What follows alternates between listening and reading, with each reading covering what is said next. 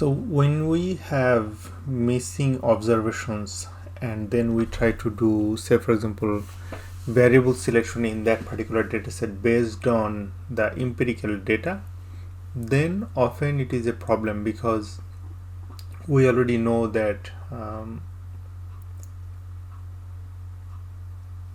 some of the variables that will be selected might not be the true predictors of the outcome, in the sense that if a predictor has too many missing observations, then that predictor will have very small amount of cases, and that will impact the p-value based selection.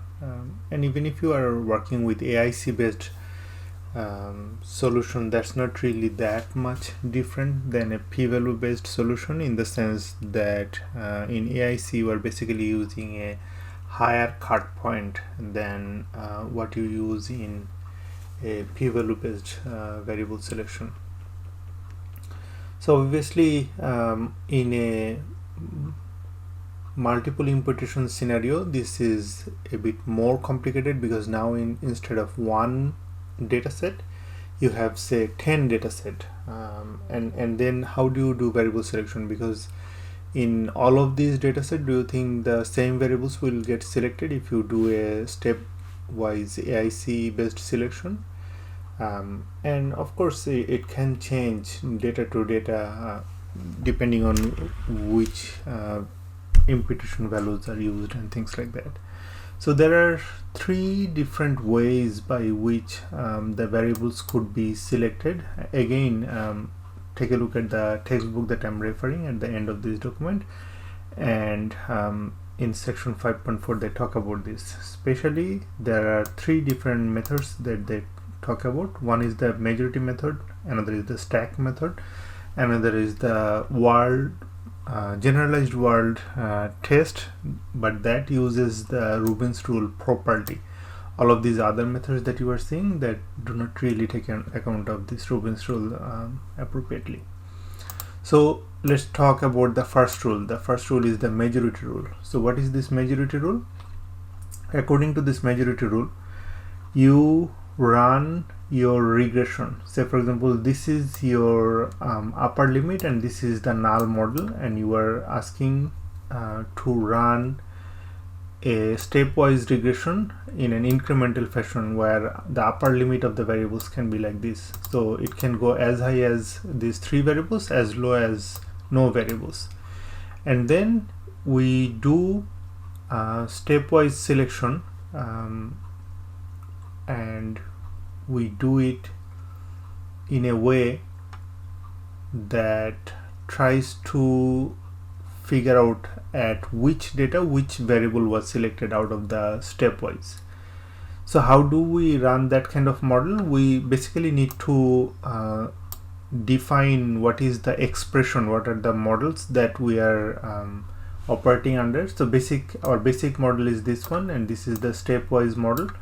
And what we are doing, we are basically saying that this expression should run with this imputation object. And this, what is this imputation object? This imputation object is the mice object, where we have m equal to 100. So we obviously need a very high number of m here to be able to do this majority variable selection. So after doing that, we extract the formulas, and from those formulas we extract the terms, and then we try to table that. In here what you can see is age is selected only 6 times, BMI was selected only 9 times, and cholesterol was selected only 2 times. You can also try to force a variable in the regression by saying that, oh, I think that this variable should be in the model regardless of what the data is telling me, because I know from my subject area expertise that this variable should be in the model. So this, in that case, this would be the lower limit and this would be the upper limit of model. And then you can run your stepwise, and you can see age will be 100% of in the model because we have forced it to. And then BMI and cholesterol still are selected only a few number of times. So what does that mean? If we are not forcing any variable, none of these variables are that much important, because forget about 50%, they are not even 10% times selected when we do our regression 100 times. Stack is where we put all the data together. So we had 10 imputations and we put all of this data together. So if you look at the head, the first data sets are associated with the first imputation, and the last data set is associated with the last 100 imputation. And so in total you have all of the 100 different observations together. Total should be 3000 observations here, right? Okay, and then based on all of these data sets, you run your model, and then you try to do the stepwise selection, and then you can see only BMI variable is selected. Alright, so we are kind of getting contradictory result here. So in here we found none of these variables were 50%. By the cut point of 50%, none of these variables were selected 50 times or more. And in here, when we are stacking together, we are getting age variable significant enough based on the AIC. And then the third process, so we have already talked about the majority rule and then the stack rule here. And the third process is the Wald test, where say for example, this is your basic model. This is the null model, where you are basically not having any predictor, and then you have this BMI predictor to predict your diastolic blood pressure, right?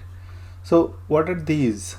These imputations are from 100 data set. So you can see this is the result of the first data, and this is the result of your 100 data, right? And similarly, you can fit this new model instead of this null model. You can fit this new model, and you can check the results individually for each of these models. But what we really want to do is we want to compare those two models, and remember that each of these fit has 100 models under it. Basically, this D1 statistics is the multivariate version of the Wald test, and from this Wald test we can see the p-value is 0.74. That means what? That means that what is the difference between this fit 8 and 7?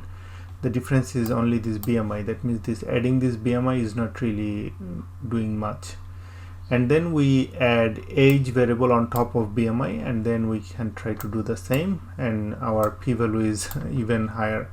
So that means that even age variable is not going to be useful. We can try to do that for the cholesterol. Even the cholesterol variable is not really doing anything helpful for the model. We can also try to do likelihood ratio test. For the original fit 7 was the null model, and fit 10 is the full model, and then we try to see the p-value, and the p-value is much higher.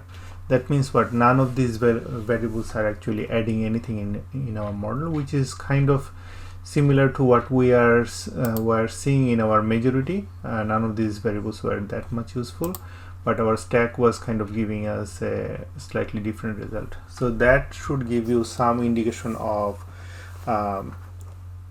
the fact that when you are doing variable selection using these three different methods, you should get you might be getting different signals, but generally speaking, this Wald test is the most appropriate test to figure out whether you have any variable that is useful for your model or not when you are dealing with a